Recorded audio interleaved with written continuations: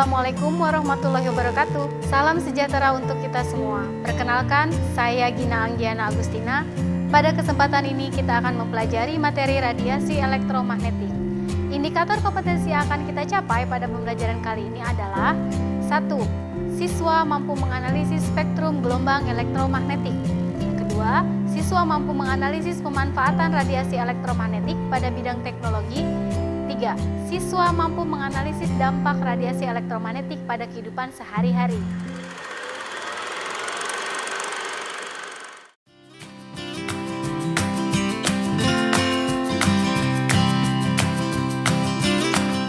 Diana, negara kamu kan negara maju. Pasti teknologi sudah banyak dan berkembang banget dong di sana. Menurut kamu teknologi ada dampaknya nggak sih buat masyarakat modern seperti kita sekarang? Pengetahuan kamu aja dibandingkan dengan negara awam teknologi seperti kami. Of course, adalah contohnya nih, handphone yang kita pegang, ini ada radiasinya. Kalau begitu lebih banyak dampak negatif ya dong. Tapi aku masih penasaran radiasi itu mengapa bisa menjadi berbahaya? Dari contohnya apa, penyebabnya apa, dan pengaruhnya apa? Kamu tahu nggak? Well, I don't know exactly. I think we'll have to find out about it. But I know someone who could explain it. Come on. Ayo, ikut aja.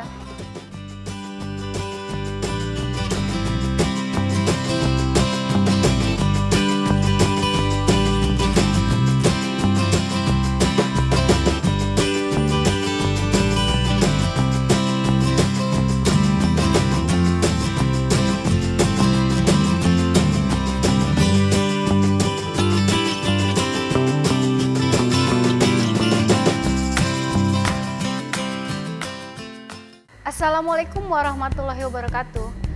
Untuk menjawab pertanyaan dari rekan-rekan kalian sebelumnya, mari kita simak dulu gambar berikut ini. Tentunya kalian sudah tahu gambar apakah ini? Ya, betul, ini adalah sebuah satelit. Bagaimana satelit bekerja menyampaikan pencitraan dan informasi-informasi yang dibutuhkan? Pembelajaran kali ini kita akan membahas pemanfaatan salah satu teknologi ini di dalam cakupan materi fisika, yaitu radiasi elektromagnetik. Sumber radiasi elektromagnetik berasal dari cahaya atau sinar matahari. Gambar berikut adalah ilustrasi yang menampilkan spektrum gelombang elektromagnetik serta pengelompokan sinar tidak tampak dan sinar tampak yang kita kenal menghasilkan pencitraan benda dengan karakteristik warna-warna pelangi. Spektrum gelombang elektromagnetik berdasarkan perbedaan panjang gelombang dan frekuensi dapat diuraikan seperti tampak pada gambar di samping. Terlihat semakin ke kiri, panjang gelombangnya semakin pendek, maka frekuensinya semakin besar atau rapat, dan warna radiasinya semakin besar atau melebar. Nah, gimana? Kalian sudah memahami apa itu gelombang elektromagnetik dan spektrumnya, bukan? Apakah kalian sudah tahu apa sih manfaat dari gelombang elektromagnetik pada kehidupan sehari-hari, serta pemanfaatan dari radiasi gelombang elektromagnetik? Stay tune ya!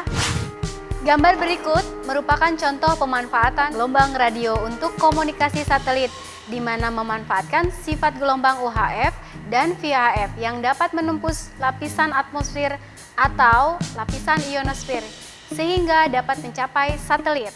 Berikutnya, pemanfaatan gelombang mikro. Gelombang mikro atau yang biasa disebut microwave merupakan gelombang radio dengan frekuensi paling tinggi, yaitu dapat mencapai 3 kali 10 pangkat 9 Hz. Fungsi dari gelombang mikro antara lain untuk pemanas microwave, untuk menganalisa struktur atomik, mengukur kedalaman laut. Gelombang mikro juga digunakan dalam rangkaian televisi dan komunikasi radar atau radio detection and ranging. Gelombang radar diaplikasikan untuk mendeteksi suatu objek, memandu pendaratan pesawat terbang, membantu pengamatan di kapal laut, pesawat terbang pada malam hari atau cuaca kabut, serta untuk menentukan arah dan posisi yang tepat. Gambar berikut adalah gambar cahaya inframerah yang memiliki frekuensi antara 10 pangkat 11 sampai dengan 10 pangkat 14 Hz, atau pada daerah panjang gelombang 10 pangkat min 3 meter sampai 10 pangkat min 6 meter. Frekuensi tersebut dapat dihasilkan oleh getaran elektron-elektron pada suatu atom. Kegunaan dari sinar inframerah yaitu untuk terapi fisik, menyembuhkan penyakit cacar dan encok atau physical therapy, untuk fotografi pemetaan sumber daya alam, mendeteksi tanaman yang tumbuh di bumi dengan detail, fotografi diagnosa penyakit, dan juga digunakan pada remote control berbagai peralatan elektronik alarm pada sistem keamanan. Untuk mengeringkan cat kendaraan dengan cepat pada industri otomotif, Di bidang militer, sinar inframerah dimanfaatkan satelit untuk memotret permukaan bumi meskipun terhalang oleh kabut atau awan dengan bantuan teleskop satelit inframerah seperti tampak pada gambar berikut ini. Berikutnya adalah pemanfaatan sinar tampak, yaitu sinar yang dapat membantu penglihatan. Sinar tampak berada pada daerah frekuensi yang cukup sempit dengan panjang gelombang antara 10⁻⁶ cm sampai 10⁻⁷ cm. Dengan spektrum warna memulai dari panjang gelombang terbesar, yaitu merah, jingga, kuning, hijau, biru, nila, dan ungu. Manfaat dari cahaya tampak antara lain membantu penglihatan mata manusia. Selanjutnya, pemanfaatan sinar ultraviolet. Sinar ultraviolet dihasilkan oleh atom-atom dan molekul dalam menyala listrik dan memiliki frekuensi antara 10⁻⁵ sampai 10⁻�XVI Hz. Matahari merupakan sumber utama dari sinar ultraviolet dan lapisan ozon di atmosfer berfungsi menyerap sinar ultraviolet yang dihasilkan oleh cahaya matahari untuk proses fotosintesis pada tumbuhan dan membantu pembentukan vitamin D pada tubuh manusia. Pemanfaatan sinar X atau sinar Röntgen.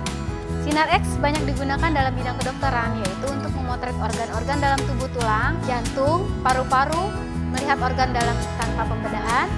Fotoröntgen, pemanfaatan sinar gamma. Sinar gamma merupakan sebuah bentuk radiasi mengionisasi. Mereka lebih menembus dari radiasi alfa atau beta. Keduanya bukan radiasi elektromagnetik, tapi mengionisasi. Manfaat sinar gamma antara lain adalah: 1. Di dunia kedokteran untuk terapi kanker, sterilisasi peralatan rumah sakit, di bidang pertanian, pembuatan varietas tanaman unggul tahan penyakit dengan produktivitas tinggi. Setelah kita mengetahui manfaat radiasi gelombang elektromagnetik, marilah kita simak tentang bahaya dari radiasi elektromagnetik dalam kehidupan sehari-hari dan ilmu pengetahuan. Apa sih bahaya dari radiasi elektromagnetik? Simak yuk. Beberapa tahun terakhir, telah banyak yang memperbincangkan tentang bahaya radiasi elektromagnetik. Di antaranya, laptop banyak dilengkapi dengan Wi-Fi wireless fidelity. Ada dampak negatif terhadap kesehatan. Di antara bahaya yang ditimbulkannya adalah mengakibatkan nyeri kepala, insomnia, mual-mual terutama bagi mereka yang elektrosensitif. Untuk mengurangi kemungkinan mengalami gangguan-gangguan yang telah disebutkan, ada beberapa hal yang dapat kita lakukan untuk mencegah ataupun meminimalisir dampak negatif dari radiasi elektromagnetik. Di antaranya, bila bekerja dengan komputer, setiap 30-50 menit istirahatkan mata selama 5 menit. Lalu lihat tanaman yang berwarna hijau atau objek dengan jarak pandang yang berubah mulai dari yang terdekat sampai yang terjauh, atau lihatlah ke awan. Tujuannya adalah merefresh kembali pandangan. Semoga dengan pembahasan tentang radiasi elektromagnetik ini, kita semua lebih bijak menyikapi perkembangan teknologi dan mampu meminimalisir dampak negatif dari pemanfaatan radiasi yang ditimbulkan. Sampai jumpa di pembelajaran berikutnya. Assalamualaikum warahmatullahi wabarakatuh. Oh, jadi gitu ya? Bagaimana sinyal-sinyal penangkap informasi bisa menjadi berbahaya untuk kita? Yup, tidak hanya di negara seperti di negara kami. I think all living things have been exposed to electromagnetic radiation. Itu bagaimana tinggal kita untuk menghadapinya aja, agar tidak terlalu lebay atau berlebihan. Selain itu tinggal disesuaikan saja dengan aturan demi pencegahan terjadinya hal yang negatif. That's true. That's my hope. Now it's time for break. Let's go get lunch.